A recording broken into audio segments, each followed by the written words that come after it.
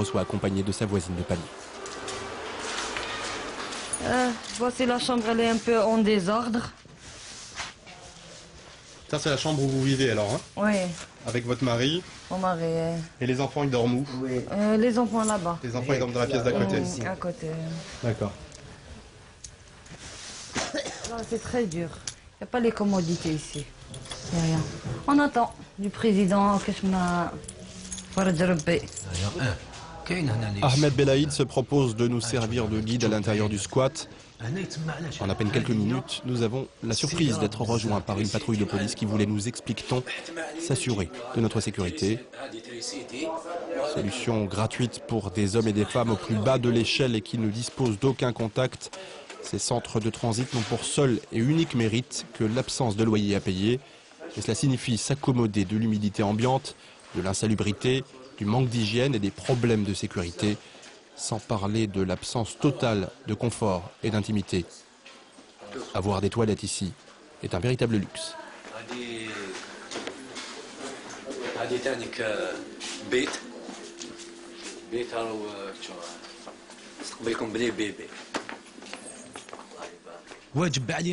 On me demande d'aller faire l'armée, d'aller voter, etc.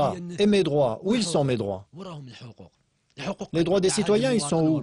Notre pays va bien, non? Notre pays a de l'argent. Et les logements, on en a aussi. Il y a plein de logements par-dessus la tête qui sont fermés, qui n'ont toujours pas été distribués. Alors pourquoi tu ne nous donnes pas de logement? Nous finirons par semer les policiers quelques minutes après notre départ du centre. Quant à Ahmed, le marchand d'olives, il a été conduit au poste juste après notre passage, avant d'être finalement relâché. Les policiers voulaient savoir si c'est lui qui avait cherché à entrer en contact avec notre équipe, ou l'inverse. Certaines personnes attendent d'avoir une maison depuis l'indépendance. Nous avons un énorme problème de transparence dans le processus de distribution des maisons et des appartements. Beaucoup d'officiels, il y a beaucoup de corruption dans le système. Nous n'avons pas de registre national où trouver qui a eu quoi. Constat cinglant partagé par Ali Yahya Abdelnour, le fondateur et doyen de la Ligue algérienne de défense des droits de l'homme. Pour celui qui fut l'avocat du FIS, le Front islamique du salut, les principales victimes de la corruption endémique érigée ici en système, ce sont les jeunes. Nous avons des gens qui ont serré leur ceinture jusqu'au dernier cran et les gens qui ont desserré les ceintures et même qui ne portent pas de ceinture mais des bretelles pour avoir le gros ventre. Voilà comment je peux vous résumer la situation en Algérie, un pays qui a beaucoup d'argent, qui a une jeunesse très forte, mais la jeunesse est méprisée, elle est écartée à tous les niveaux. Crise du logement et soif de changement sont sur toutes les lèvres. Comme en Tunisie voisine, l'Algérie a aussi connu son lot d'immolations. Je ne sais pas si on doit, moi, m'immoler ou bien laisser mon fils s'immoler, enfin mes enfants, c'est pas dans notre nature et c'est contre religion. Hein.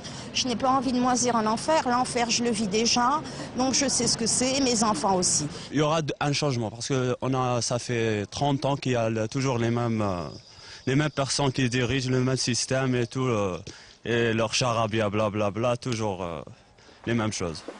Ahmed Benbitour a été ministre à plusieurs reprises. Il avait claqué la porte au nez du président Bouteflika, 8 mois après avoir été nommé chef de gouvernement.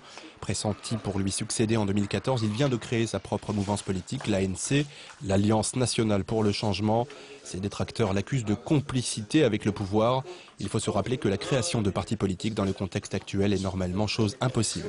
Je pense que les responsables d'aujourd'hui n'ont pas la capacité intellectuelle de comprendre ces bouleversements dans le monde et qui auront nécessairement, qui ont déjà et qui auront des conséquences importantes dans notre pays. Et donc là, il s'agit d'une véritable transformation complète du système de gouvernance, encore une fois, avec en priorité la refondation de l'école, la refondation de l'État et la refondation de l'économie.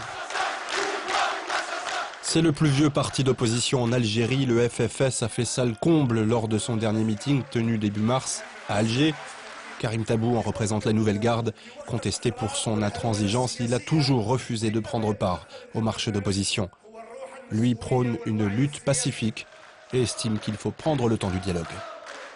Les Algériens ont payé la facture la plus lourde, plus que les Tunisiens, plus que les Égyptiens, plus que tout autre peuple pour la liberté et la démocratie. Donc aujourd'hui, il y a absolument une nécessité de reconstruire cette relation au sein de la population, reconstruire cette confiance. Finalement, les Algériens, ils ont suffisamment de révolte, suffisamment de colère, mais pour passer de cette attitude de méfiance, cette attitude d'attente vers une dynamique d'action sur le terrain, il va falloir mériter la confiance des Algériens.